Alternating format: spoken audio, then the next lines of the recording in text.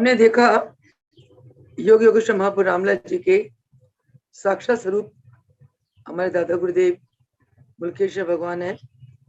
जैसे हमने पिछले सत्संगों में मुल्केश्वर भगवान के जीवन चरित्र के बारे में सत्संग में सुना जाना, उसी प्रकार हमारे गुरुदेव योगेश्वर देवीदास महाराज जी मुल्केश्वर भगवान के साक्षात ईश्वरीय शक्तियों के मालिक है। दूसरे शब्दों में उनके साक्षात स्वरूप है। तभी गुरु गीता में हमारे चालीसा में लिखा है तीनों एक स्वरूप है। रामलाल मुल्कराज देवीदास महाराज जी एक स्वरूप है। तो जैसे कल की घटना में हमने देखा कि किस प्रकार मुल्केश्वर भगवान ने एक श्वान को उस योनि से मुक्त कर दिया, और उसी बात और किस प्रकार मुल्केश्वर भगवान भक्तों के कष्ट अपने ऊपर ले लिया करते थे। मैंने भी स्वयं देखा कि जैसे मुल्केश्वर भगवान एक भगत आया और उसको दांत की बीमारी थी, जिसको अंग्रेजी में एक्जिमा कहते हैं, वो बीमारी मुल्केश्वर भगवान ने अपने पे ले ली, उसको असह कष्ट से मुक्त कर दिया। मैंने भी अपने जीवन में देखा कि किस प्रकार मैं जब अपने गांव से आ रही थी झज्जर से, अब तो बहुत बड़ा शहर बन गया वो, और बस उलटते उलटते बच गई। महाराज जी ने सारा कष्ट अपने हाथों पे ले लिया। और क्योंकि संत महापुरुष वो होते हैं जो हर पल परहित में रहते हैं, दूसरों को सुख देके वो सुखी मानते हैं और दूसरों के कष्ट को अपनी योग शक्ति से अपने ऊपर ले लेते हैं। तो इस प्रकार जब इतनी ऐसी अलौकिक घटनाएं मैंने गुरुदेव के जीवन में देखा, मेरे हृदय में उनके प्रति श्रद्धा भक्ति प्रेम, उनके चरणों के प्रति आकर्षण बढ़ता चला गया। और जैसे जैसे मैं उनके चरणों की सेवा में जाती थी, गुरुदेव मुल्केश्वर भगवान के जीवन की अनेक अनेक घटनाएं सुनाते थे। आज एक घटना है, जो घटना हमारे गुरुदेव के जीवन में मैंने स्वयं पाया, अनुभूत किया।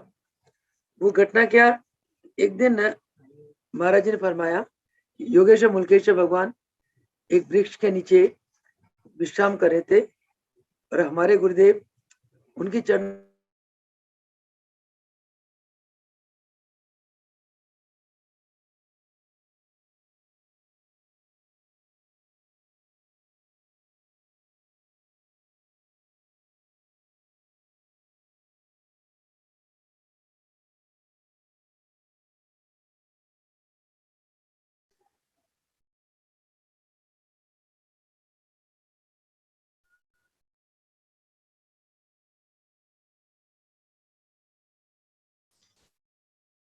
क्या हो गया, गुरुदेव को कितनी ठंड लग रही है।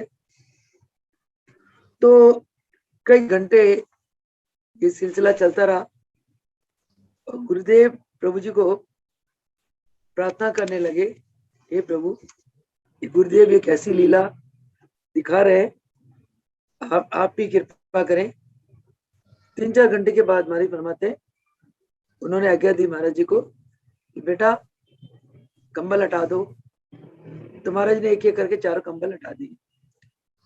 हटाने के बाद देखा कि मुल्केश्वर भगवान का शरीर पसीनों से तर था। उन्होंने पसीने वगैरह पहुंचे और उनका दिल बहुत किया कि मैं पूछूं प्रभु ये आपने कैसी लीला दिखाई, परंतु महापुरुष के आगे मौन रहना, मूक रहना ही ये मर्यादा है, शोभायमान भी है। महाराज जी मौन रहे, मन ही मन सोचने लगे पता नहीं कौन सी घटना, कौन सी लीला गुरुदेव में दिखाई। तो 3-4 दिन के बाद एक भगत का पत्र आया जो महाराज ने पढ़ा, उस पत्र में भगत ने लिखा कि प्रभु, मुझे 105 बुखार था जो मेरे शरीर से बर्दाश्त नहीं हो रहा था। मैं आप जी के चरणों में पढ़ के खूब रोया कि प्रभु, मेरा बुखार टूटने का नाम नहीं ले रहा और आप जी कृपा करे, और इतना 105 बुखार मेरे शरीर में झेल भी नहीं पा रहा। कहते प्रभु, जब मैं आपके चरणों में पढ़ के गिड़गिड़ा के रोया तो थोड़ी देर बाद मन एकदम शांत हो गया और मेरा बुखार धीरे धीरे उतरता गया। महाराज जी ने कैलकुलेशन करा, वही दिन था जिस दिन उस भगत का बुखार 105 था, और मुल्खराज प्रभु जी ने जून के महीने में, जून की गर्मी में 4 कंबल अपने ऊपर उड़ा लिए और 3-4 घंटे तक इस प्रकार रह के उन्होंने उस भगत का कष्ट अपने पे लेके उसे कष्ट मुक्त कर दिया और अपने शरीर से भी उस भुगतान को प्रभु जी ने, दादा गुरुदेव ने उसको भुगतान को खत्म कर दिया। ये घटना जब महाराज जी ने हम बच्चों को बताई, उसके थोड़े दिन बाद महाराज जी के साथ ये घटना घटित हुई। मैं नित प्रति रूपनगर सीनियर सेकेंडरी स्कूल में स्टार्टिंग में, ये 70s की बात है, 72 में मेरी नौकरी लगी थी, शायद 75-6 की बात है। तो मैं स्कूल से ना सीधा भागी भागी महाराज के चरणों में जाती थी। जाकर महाराज जी भोजन वगैरह करते थे। उसके बाद महाराज जी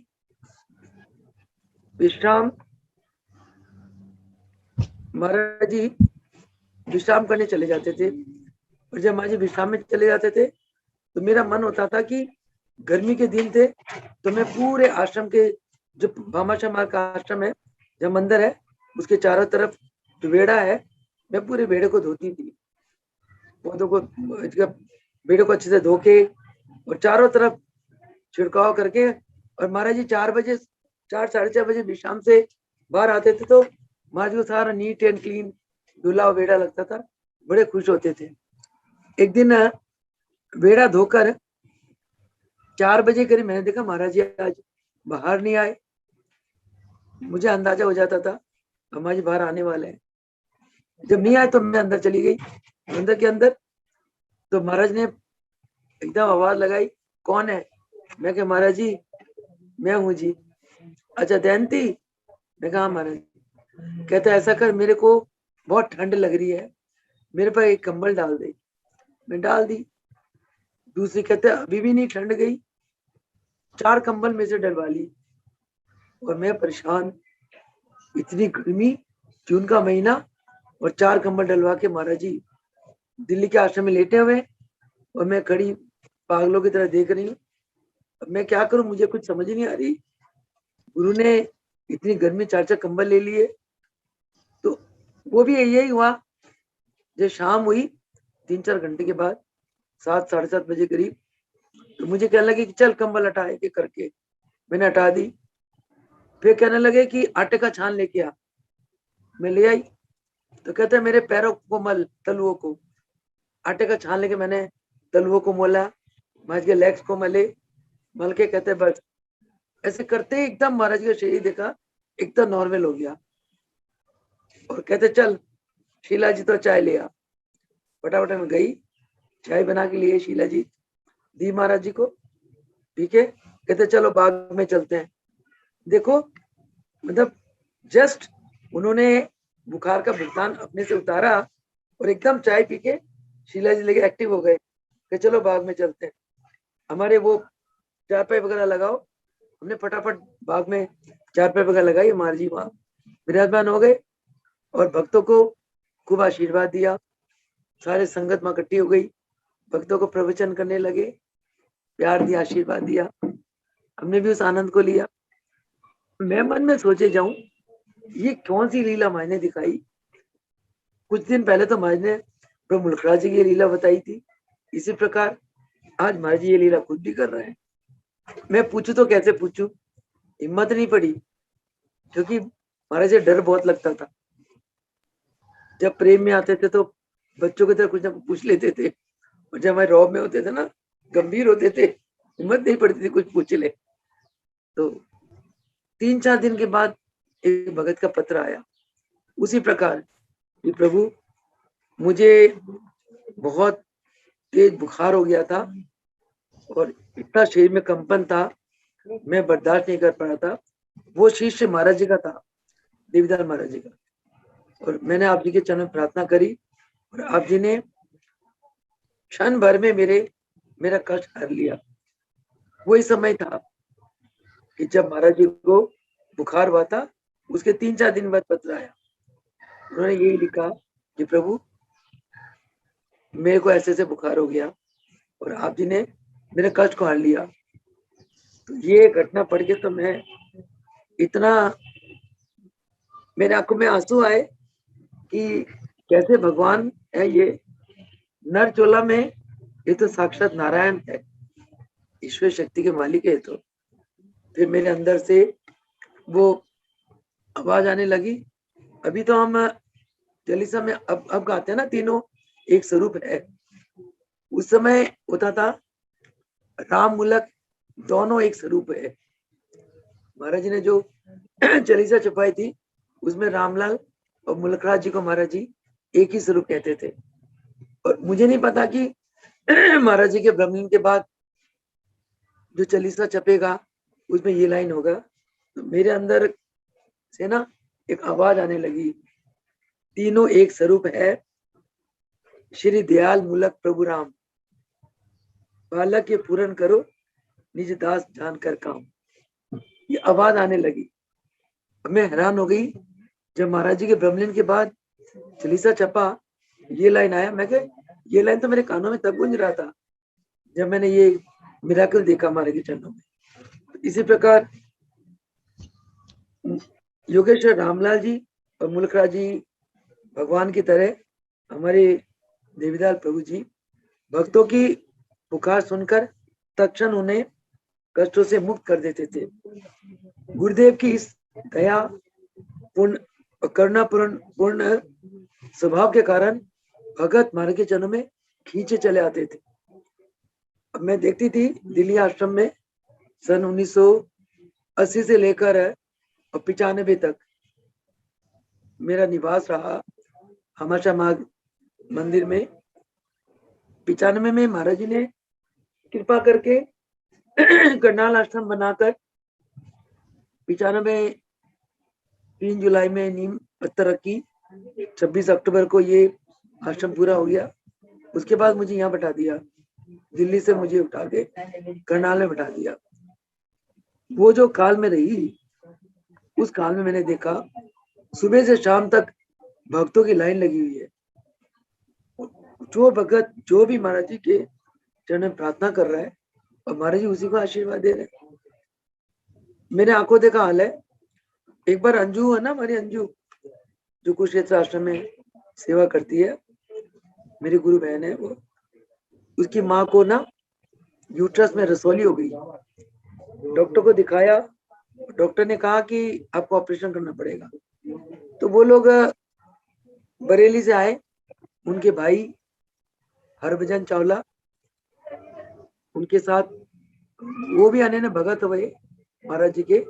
महाराज जी ने उन्हें हृदय रोग से बचाया था। उसके बाद उन्होंने बरेली में कैंप लगाया और बरेली में रेगुलर योग कराते रहे। अंजू की माँ भी बरेली में दुखियों को योग कराती थी। तो वो अपने भाई के साथ आई हमाशा मार्ग आश्रम में और महाराज जी के चरणों में प्रार्थना की कि महाराज जी कल मेरा ऑपरेशन है, आप जी कृपा करके मुझे आशीर्वाद दे करके। उन्होंने मत्था टेका। मत्था टेकते ही मैंने सोचा कि वो महाराज जी उनके मस्तक में हाथ रखेंगे, आशीर्वाद देंगे।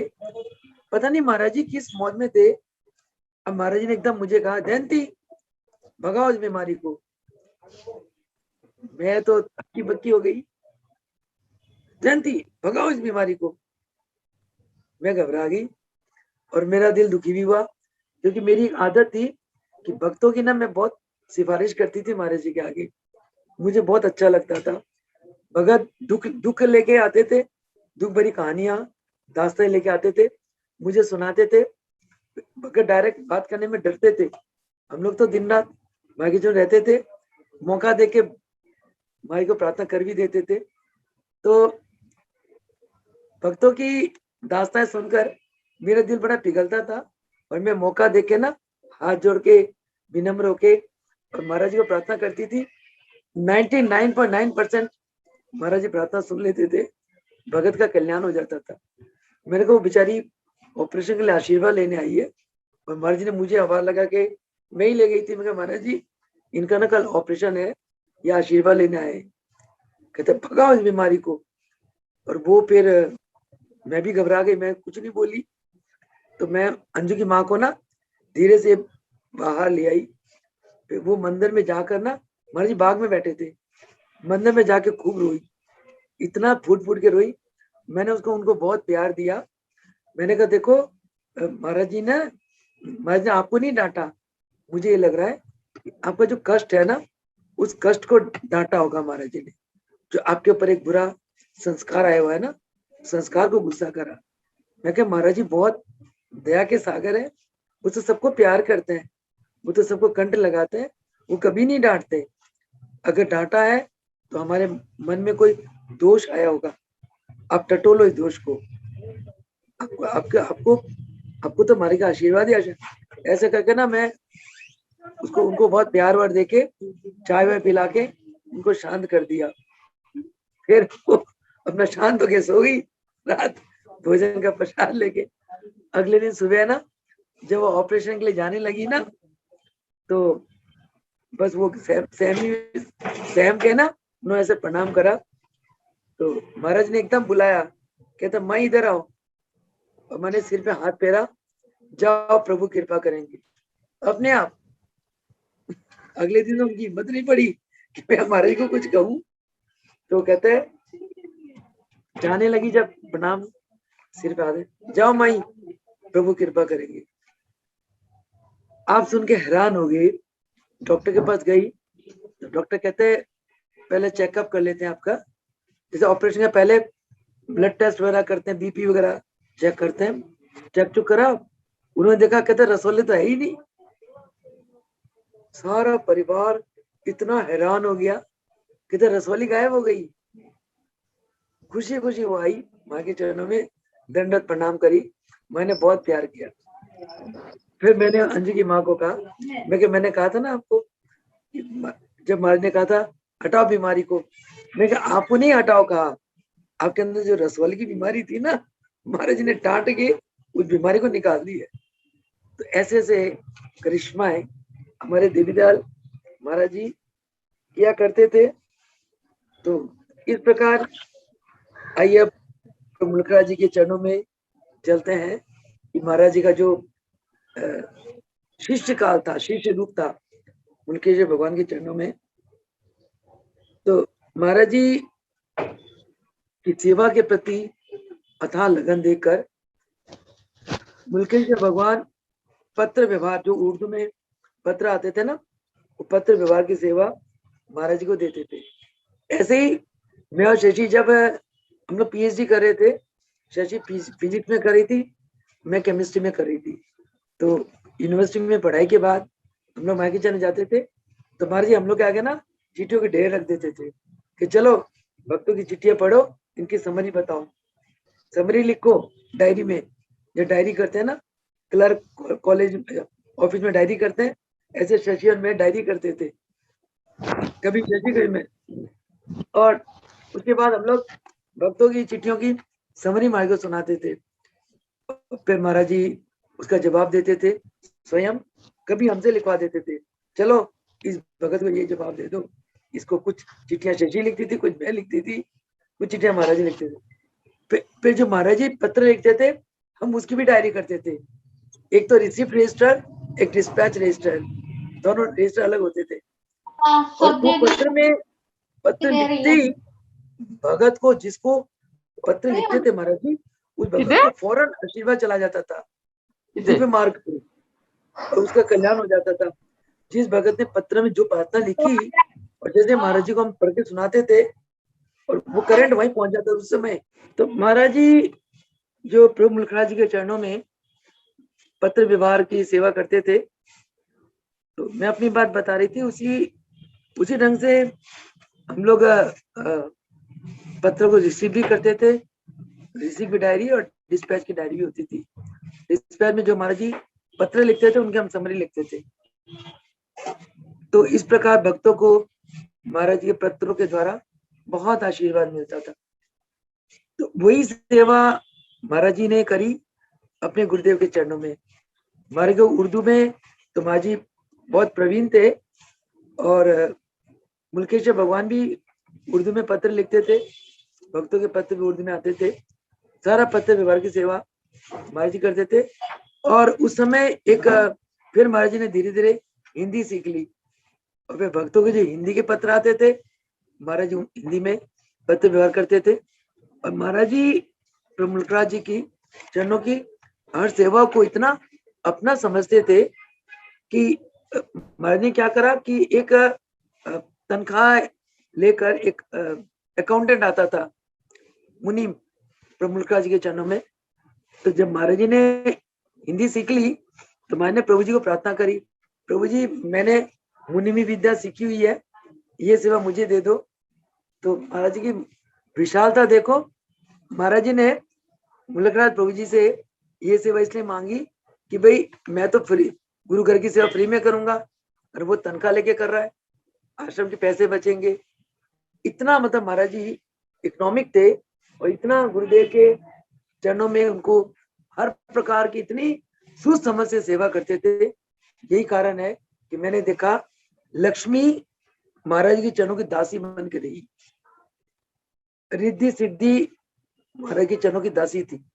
क्योंकि महाराज जी ने गुरुदेव के घर के खर्चों को बचाने के लिए, जैसे मिस्त्री का खर्चा बचाने के लिए मिस्त्री के साथ कुछ भी भवन बनाने लग जाते थे, चिनाई करने लग जाते थे। माली के खर्चे को बचाने के लिए, खेती बाड़ी के लिए जो लेबर रखते हैं ना, उस खर्चे को बचाने के लिए खुद खेती बाड़ी करते थे। साग सब्जियों की सेवा महाराज खुद करते थे। और गुरु घर की हर प्रकार की योग सिखाने से लेकर झाड़ू लगाने तक मैं कहता हम भांडे ही मांजते थे। और हमारे फरमाते कि हम अपने कपड़े भी किसी से नहीं धुलवाते थे, अपना काम खुद करते थे।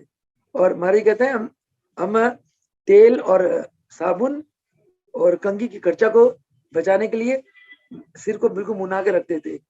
इतने छोटे छोटे बाल होते थे, ना कंघी की जरूरत, ना साबुन की जरूरत, तेल की जरूरत।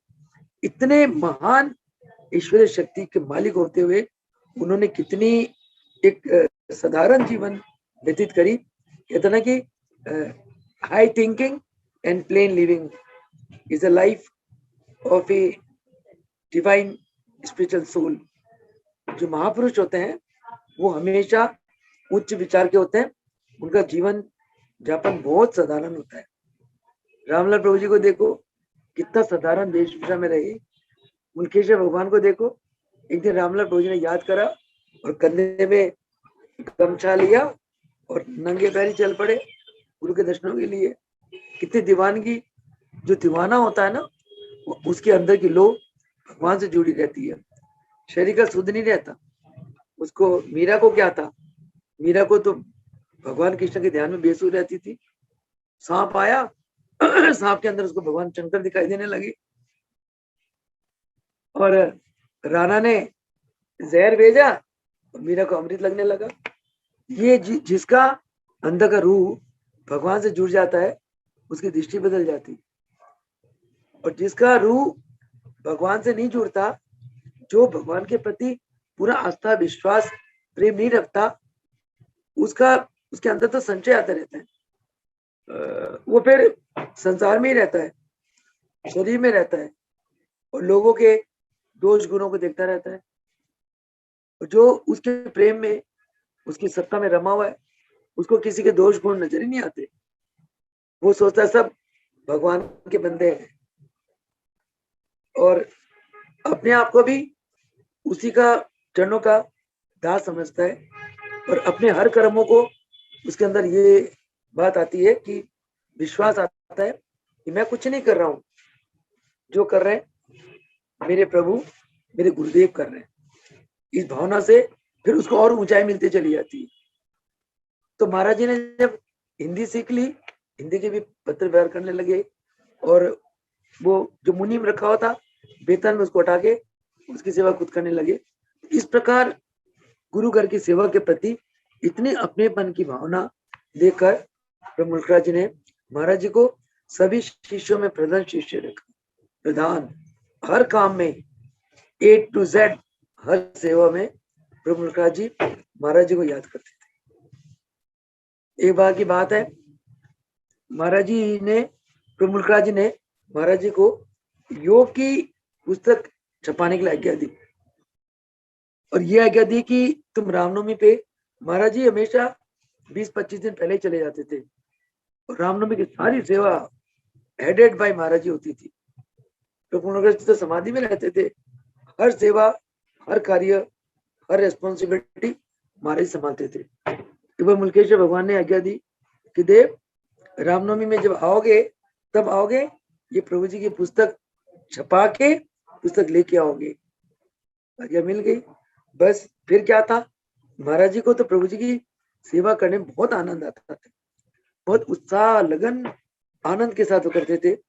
तो वो दिन रात लग गए सेवा में, परंतु किताब छपाने के लिए पैसे नहीं थे। फिर बताऊं क्या करा महाराज जी ने, आप सोच नहीं सकते। महाराज जी ने अपने श्री मुख से फरमाया, मैंने क्या करा, माता जी के सोने को गिरवी रख दी, गिरवी रख के पैसे उठाए, उस पैसों से फिर किताब छपाई और प्रभु जी के चरणों में समर्पित किया। गुरु तो जानी जान होते हैं। गुरु ने पूछा, बेटा पुस्तक ले आए हो? हाँ प्रभु, आप जी की कृपा से संपन्न हो गया। हर काम में आप जी की कृपा, आप जी की दया, आप जी की रहमत, हर काम में। तो कहते हैं, बेटा पैसे का कैसे करा? प्रभु वो भी आप जी ने दे दिए। ये नहीं कहा हमारे तुम्हारे तरह कि प्रभु जी मैंने तो बस अपनी पत्नी के सोने को गिरवी में डाल दिए, पैसे उधारे उठा लिए। हम तुम तो ऐसे बोलते हैं ना, क्योंकि हम लोग अज्ञानी लोग हैं, नादान लोग हैं। महाराज जी थे बड़े चतुर सुजान, उनकी बचपन से ही रीतंबर प्रज्ञा बुद्धि जागृत थी। तो महाराज ने कहा, प्रभु ये आप जी ने दिलवा दिए। प्रभु जी ने महाराज जी को इतना आशीर्वाद दिया, इतना आशीर्वाद दिया, जा बेटा लक्ष्मी तेरे चरणों की दासी होगी, रिद्धि सिद्धि तेरे चरणों में पड़ी रहेगी, मौत भी दासी बनकर तेरे चरणों से आज्ञा मांगेगी, तब आएगी किसी को मौत। जब तक तू आज्ञा नहीं देगा किसी को मौत नहीं आ सकती। इतना महान वरदान मुल्केश्वर भगवान ने हमारे गुरुदेव को दिया।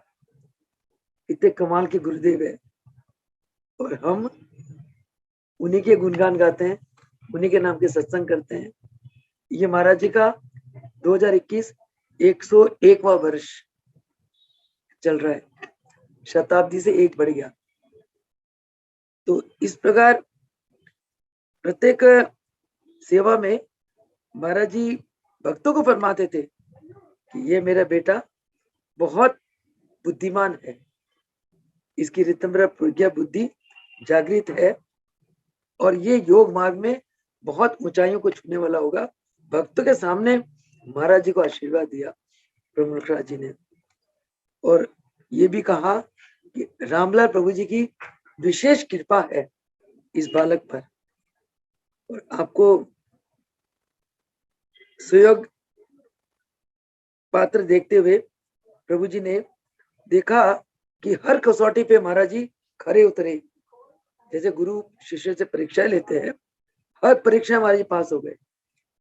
और फिर महाराज जी ने, प्रभु जी ने संकल्प लिया कि इस बच्चे को हमने नौकरी में नहीं रखना, क्योंकि महाराज जी के पिताजी पुलिस विभाग में थे ना, वो भी चाहते थे कि महाराज जी भी पुलिस विभाग में नौकरी करे, पर वहां महाराज जी का मन नहीं लगा। फिर पिता ने महाराज जी के लिए कोई व्यवसाय ढूंढ के दी कि बेटा तू व्यापार कर। हर पिता करता है बेटे के लिए कि या तो नौकरी कर या कोई बिजनेस कर, कोई व्यापार दिया, व्यापार में भी महाराज जी का मन नहीं लगा, तो महाराज जी को हर कार्य में सहयोग देकर प्रभु मुल्कराज जी ने महाराज जी को उपदेश किया कि बेटा, सब पहले संकल्प लिया कि इस बच्चे को मैंने योग मार्ग में रखना है, और महाराज जी को समझाया कि बेटा, पराधीन सुख सुपने नाही, अगर आप पराधीन रहते हो तो सपने में भी आपको सुख नहीं मिल सकता। कहते बेटा, आप योग की सेवा करो, योग की सेवा में आप बिल्कुल स्वाधीन है। शायद ये संस्कार महाराज जी ने मेरे मन में सन 1975 में डाल दिया था। 72 में मैं दीक्षित हुई, और 75 से मेरे मन में इतना विराग आया, 75 में मैंने संकल्प ले लिया कि मैंने फैमिली लाइफ में नहीं जाना, मैंने गृहस्थ जीवन में नहीं जाना, मैं तो मुक्त रहूंगी और सेवा करूंगी, और ये नौकरी नाकरी भी छोड़ दूंगी।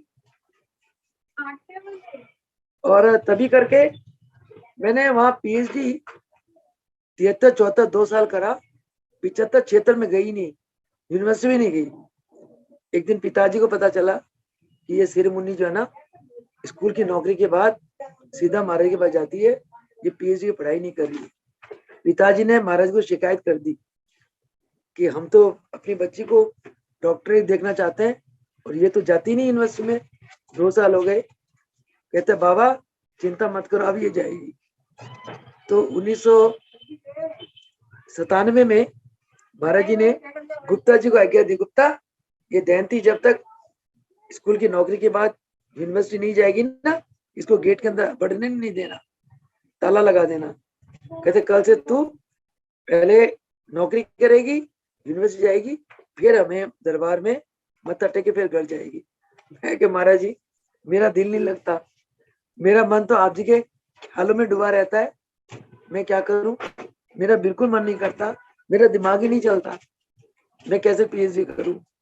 क्योंकि बुद्धि जो है ना, 75 में महाराज जी ने मन बुद्धि प्राण सब अपने चरणों में ले लिया था।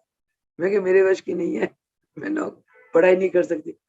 तब महाराज ने आशीर्वाद दिया, बेटा पढ़ाई तूने थोड़ी करना है, तेरी पढ़ाई तो हम करेंगे, देखो डिग्री तो हम दिलाएंगे। मैं कि फिर मैं क्या करूं। कहते बस तूने हाजिरी भरनी है। वही हुआ जी, मैं यूनिवर्सिटी में 97 जनवरी से जाना शुरू करा, और नवंबर में मेरी इतनी मोटी थीसिस, पीएचडी की थीसिस सबमिट हो गई, और उन्होंने पास कर दिया। फिर 98 में कॉन्वोकेशन में उन्हें डिग्री अवार्ड कर दी। तो महाराज जी ने जो ऐसी कृपा करी, ऐसा आशीर्वाद दिया, फिर मैंने तो चलो पढ़ाई तो हो गई पूरी, अब इसके बाद नौकरी नहीं करनी। मैं जी उसके बाद से फिर महाराज के पास से पीएचडी होने के बाद स्कूल की नौकरी छूट गई, कॉलेज की नौकरी लग गई। तो सन 1980 से 80 में मेरी दिल्ली यूनिवर्सिटी में नौकरी लग गई थी। 80 से लेके मैंने रोना शुरू कर दिया, महाराज जी मैंने नौकरी नहीं करना। मैं कहा आप जी तो कहते क्यों नहीं करेगी।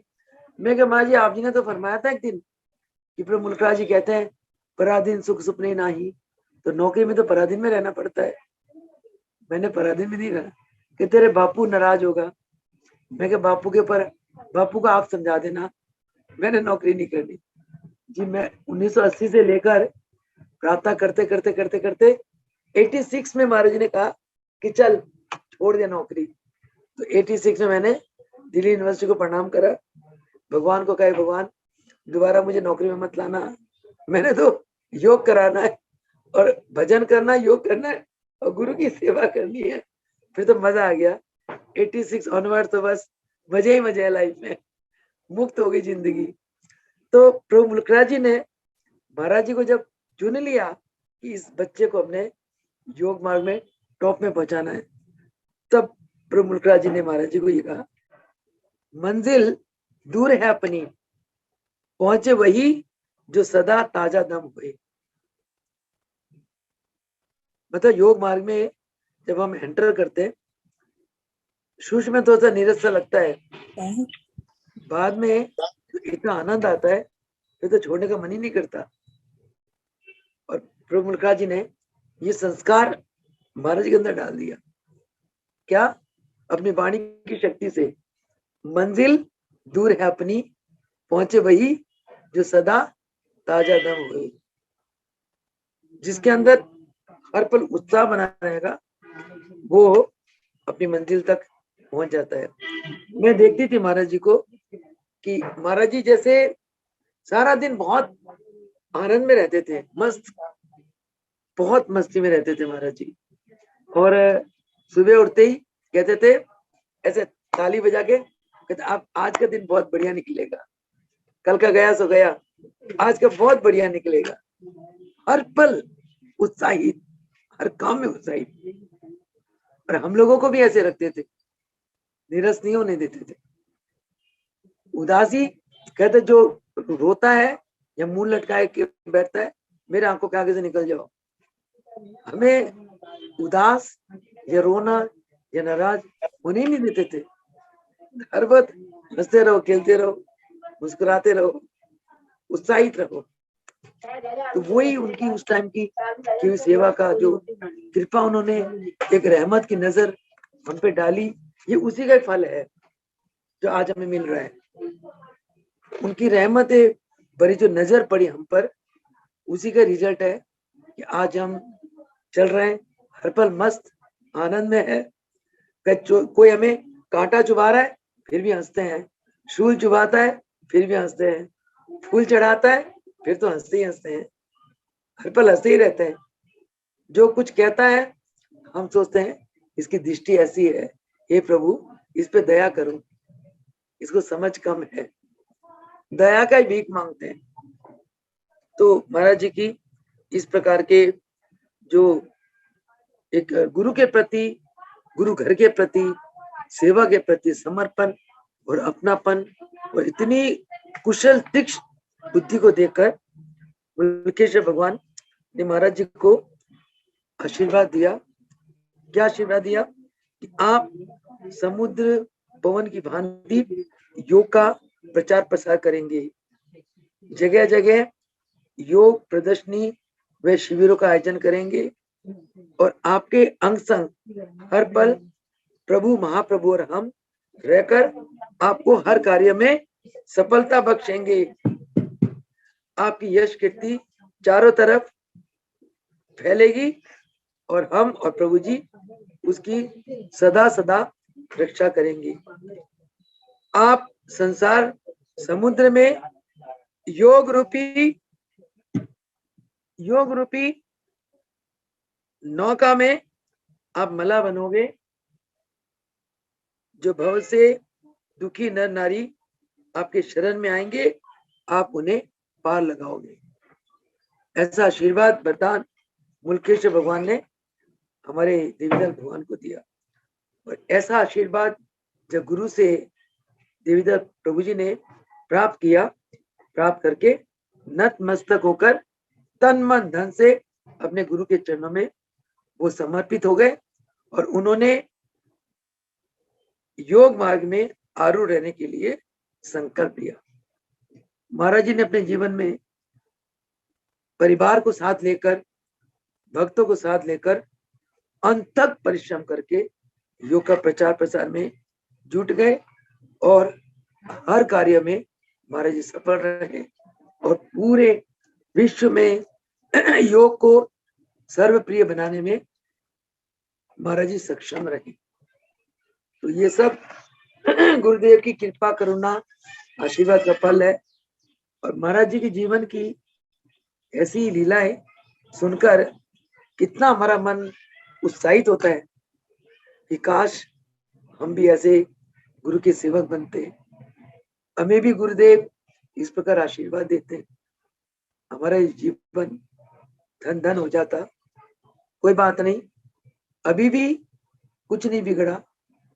वही बात, मंजिल दूर है अपनी, पहुंचे वही जो सदा ताजा दम होवे। गुरु शक्ति कभी जाती नहीं है। गुरु शक्ति शिष्य के अंग संग होती है। केवल शिष्य का क्या धर्म है?